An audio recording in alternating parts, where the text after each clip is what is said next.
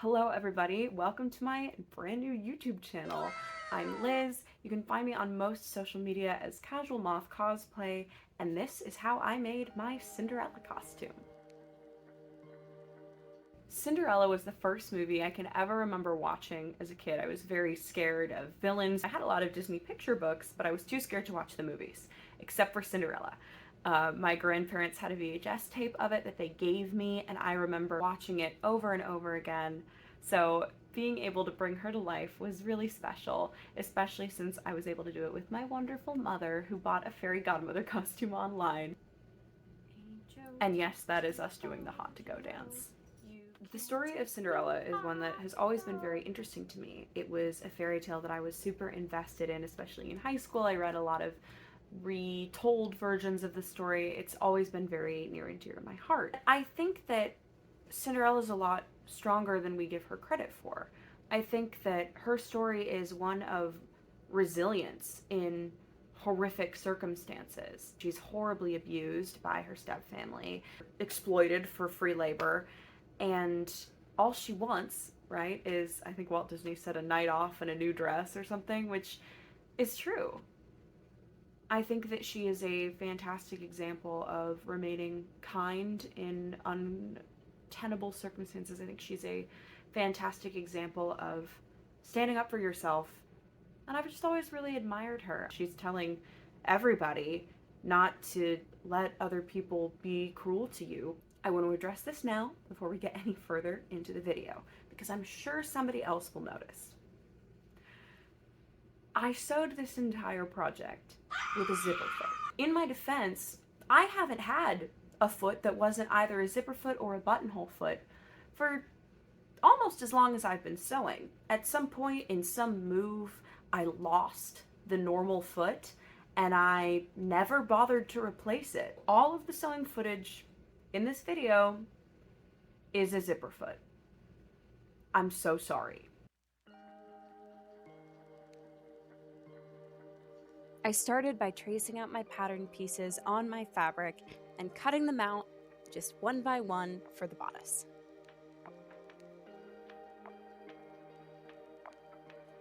For this project, the main body of fabric was some costume satin that I found on Amazon that was the perfect color. Here's a picture of the listing right now so you can find it yourself if you want to get some. Like the other pieces, I just sewed along the raw edge so it wouldn't fray when I washed it. You know when you decide you want to start a project and you find the perfect sewing pattern and the picture is just everything you want. It's got the perfect neckline, it's got the perfect front point to the corset. That's called something, I'm sure. And you look at that picture and you're like, that's perfect, I'm gonna buy that pattern. So you do.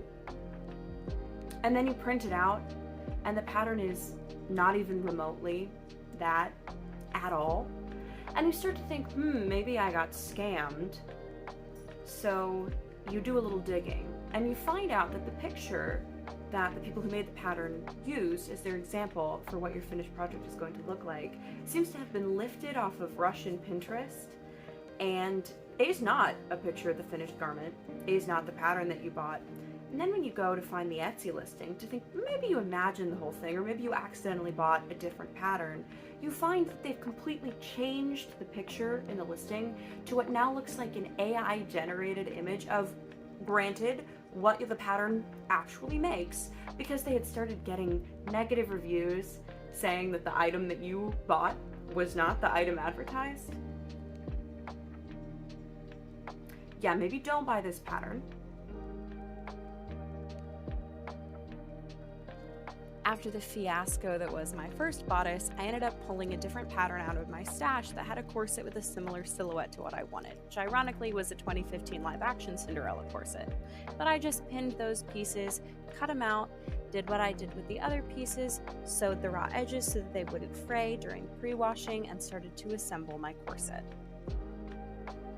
I cut these pattern pieces not only out of my outer fabric, but also out of my lining fabric and my inner facing. And then I ironed them so that they would be flat. I separated out the layers so that Interfacing was with interfacing, lining was with lining, and outer layer was with outer layer, and started to sew them together in their various layers.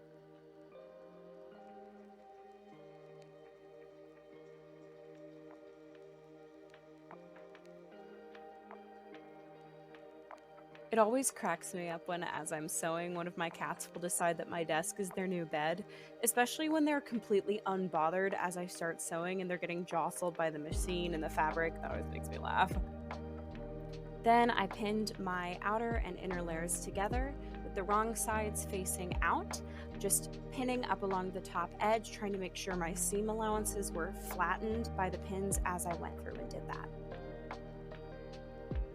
To make the straps, I kind of held the corset on, and with one hand, I marked on my body where the two peaks of the front and back of the bodice were, and then I put pins there, and once the pins were in place, I used some string that I had to measure how long of a distance that was. I didn't cut the string or anything, I just put a pin in it so that I could use that to cut my actual fabric.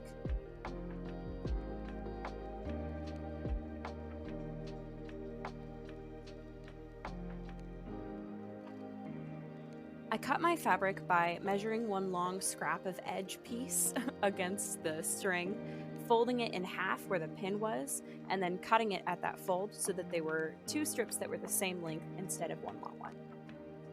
For the white poofs, I used scrap fabric that was left over from making the peplum, and I cut it into sort of eye shapes, if that makes sense, like a leaf shape, basically a rounded diamond, and then pinned that on either side to the little strip, turned it inside out, and you get a little croissant shape. I don't know how to explain that better. Michael apparently decided at this point that my project was actually his bed, and so I couldn't do much until I moved him, which he was not happy about. I didn't know that corsets were also cat beds, but I'm not the one that makes those decisions, so... To add straps, you want to put them on the inside where the right sides of the fabric are still facing each other so that the end of each strap sticks out at the top where the wrong sides are still facing out, and then you sew over the top. After pressing, I followed the instructions in the video Corset Edge Finishes by So Cool Reed to do an invisible finish on the inside edge. Then I cut boning strips to go on each of my seams. You do need to melt the edges of your boning, but I completely forgot to film that, so do that. Then I made a little fabric channel over the top and just pinned all of that together. So I made a boning channel and my boning, pinned them all on at the same time. Then it's time to sew your boning channels. And when that's done, you're going to want to finish the bottom edge. So I just sewed straight along and added a strip of fabric that I did a fold over hem with. So on the inside, I just hand stitched a whip stitch to the lining. Yet another feline interloper has decided my corset is a bed. For the back, I cut a big rectangle to be a modesty panel. And then I cut a ribbon the length of the back of each side. I wanted to make a sort of horsehair loop braid because I couldn't find one, so I made one myself. It doesn't look great, but it's on the inside, so it doesn't really matter. And then I sewed that on, made a little pocket for the modesty panel and a little boning channel, again using some leftover boning just to add structure to the corset back. Then I added some lacing and it was done.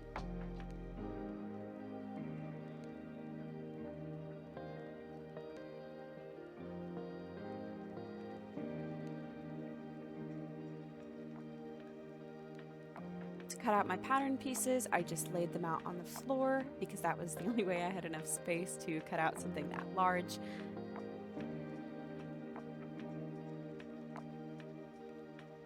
Once again, I'm using my button jars as pattern weights because I don't have anything else, but honestly, I think that's more fun because I get to look at my buttons, and I really like my button collection.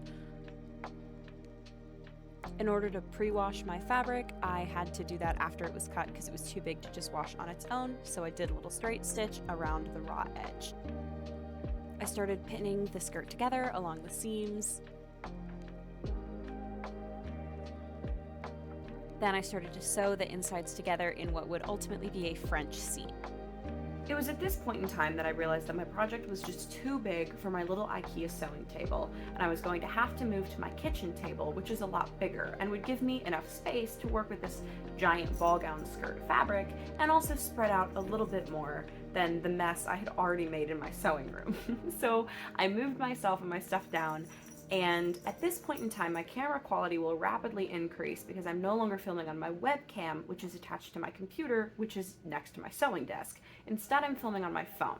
So it's also going to be like a first-person view of what I'm doing rather than watching me work on the project. The center of the skirt is made from an old wedding dress. I just cut the panel out, figured out how I wanted it to drape, and pinned it in place on top of the blue fabric. That was my vacuum cleaner in the back. Yes, I know. I didn't put it away. I don't know why. But it is purple and green, so its name is Shinji. To attach the center panel, I just top stitched around the edges of the lace. And then I prepared my waistband using a wide strip of fabric from the edge of my bolt. I gathered the skirt fabric using a kind of cheat where you turn the tension up really high. And then I sewed the waistband on, but only on one half. That way I'd be able to fold the other side over as a case for the elastic. Trying on the skirt here, I found that it had exactly the silhouette that I wanted with the little bustle kind of thing that I had constructed out of an extra crinoline that I had. And I also realized I was going to need a zipper because I had made the elastic waistband too big and I was going to have to take it in a little bit more. I didn't get video footage of me installing the zipper, but hey, at least I'm using the zipper foot for what it was intended for. To make the peplum, I took a strip of fabric like you would try to make bias tape, but a little bigger, obviously, so that it could be my waistband. And I just sort of draped and pinned the fabric on there in a shape that worked for what I want, pinned the waistband over, and then I sewed it on. I wanted this to be a separate belt rather than part of the skirt so it wouldn't weigh it down.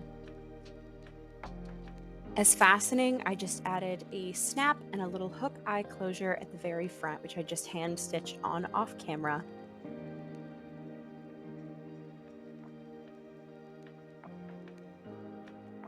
The easiest part by far of making Cinderella was the headband, which was from Walmart. I glued some scrap fabric on top and covered the raw edges in ribbon so it wouldn't fray. One of my favorite things about cosplay is being able to make things that I never thought I would have been able to make before. I don't know if I've ever made a ball gown this big before, completely from scratch.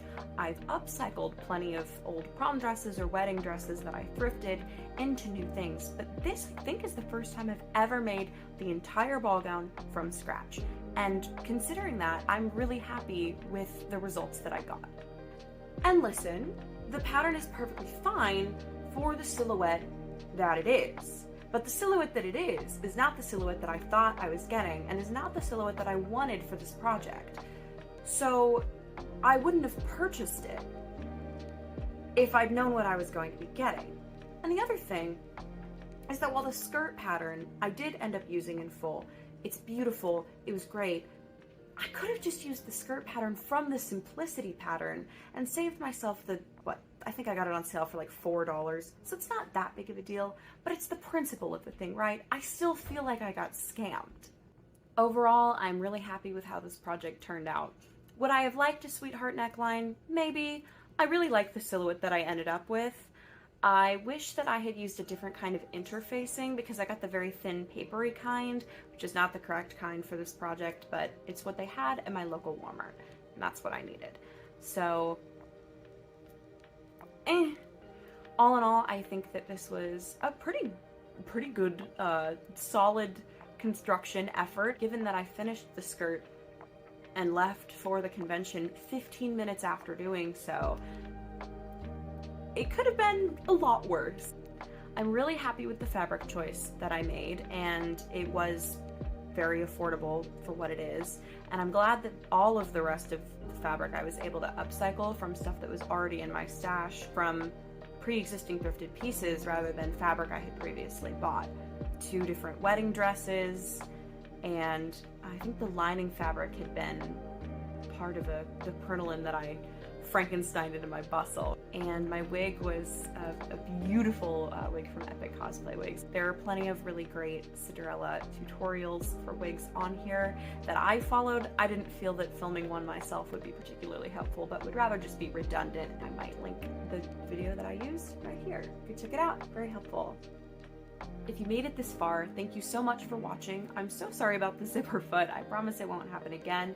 Hope this was helpful or at least interesting. If you liked it, please leave a like or subscribe, and I will see you moving forward as I try to make more content to fill up my brand new YouTube channel. I want to know what you want to see, so tell me what kind of things you like in the comments. Do you want wig tutorials, sewing vlogs that aren't really tutorials, convention vlogs, behind the scenes footage of getting ready, or me filming other kinds of short form content? Let me know, and I'll see what I can do moving forward. Thank you so much. I'm gonna burp again. Ew.